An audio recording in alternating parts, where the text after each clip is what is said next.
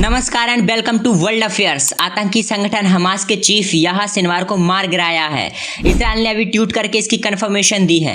ये बहुत बड़ा रिवेंज है इजराइल के लिए, क्योंकि मैं आपको बता दूं, पिछली साल 7 अक्टूबर को जब हमास ने इजराइल पर बहुत ही बेरहमी से अटैक किया था, तो उस प्लान का मास्टरमाइंड याह्या सिनवार ही था, जो अब मर चुका है।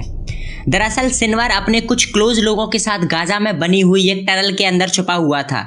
जमीन के नीचे टनल में इसलिए रह रहा था क्योंकि उसे डर था कि कहीं कोई मिसाइल अटैक में ना मार दिया जाए। लेकिन अब सिनवार का नाम बस एक इतिहास बनकर रह गया है।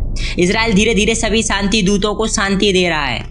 अगर हम थोड़ा और आगे देखें तो ईरान ने रिसेंटली इजराइल पर अटैक किया था, लेकिन इजराइल ने डायरेक्टली ईरान पर अटैक करना सही नहीं समझा। इसके बदले इजराइल अपने आसपास के दो बड़े बड़े टेररिस्ट ग्रुप जो ईरान द्वारा सपोर्टेड है, हमास और हिजबुल्लाह को निपटाने में लगा हुआ है। एक तरफ हमास के लीडर्स को मार रहा है और दूसरी तरफ हिजबुल्लाह के मिलिटेंट्स को भी साउथ लेबनान में खत्म कर रहा है। साउथ लेबनान तो अब खंडर बन चुका है और लगता है इजराइल साउथ लेबनान को अपने कंट्रोल में लेकर उसे बफर जोन बना देगा। जहां तक ईरान की बात है, हमास और हिजबुल्लाह के हारने का मतलब ईरान भी कमजोर हो रहा है। इजराइल ईरान पर डायरेक्टली अटैक नहीं कर रहा, क्योंकि पहले वो अपने आसपास के इन दुश्मनों को खत्म कर रहा है जो रोज रोज अटैक करते रहते हैं। एक बार ये दोनों टेररिस्ट ग्रुप्स खत्म हो जाएंगे तो ईरान अपने आप कमजोर हो जाएगा। फिर उसके बाद इजराइल ईरान का भी सामना कर लेगा।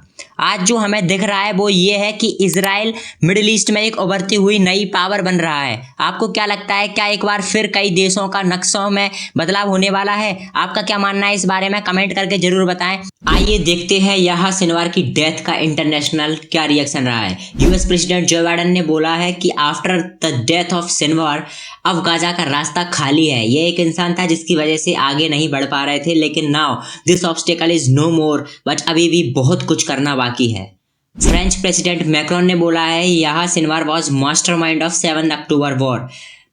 ये एक इंसान था जिसकी वजह से ये पूरा वॉर चल रहा है। टेररिस्ट लीडर के मर जाने से उन लोगों को खुशी मिली होगी जो उस अटैक के विक्टिम थे।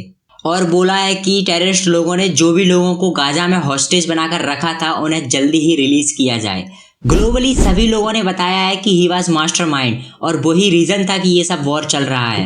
लेकिन अब वो मर चुका है और अब टेररिज्म एंड की तरफ है। जस्टिन ट्रूडो का कहना है, today they delivers measure of justice for his victims and their families. Sinwar's death ends a reign of terror. देखिए, मैं आपको बता दूं, ये वही इंसान है। इस एक इंसान ने अपने पॉलिटिकल सपोर्ट के लिए इंडिया कनाडा रिलेशन को अभी तक के सबसे लोएस्ट लेवल पर पहुंचा दिया है।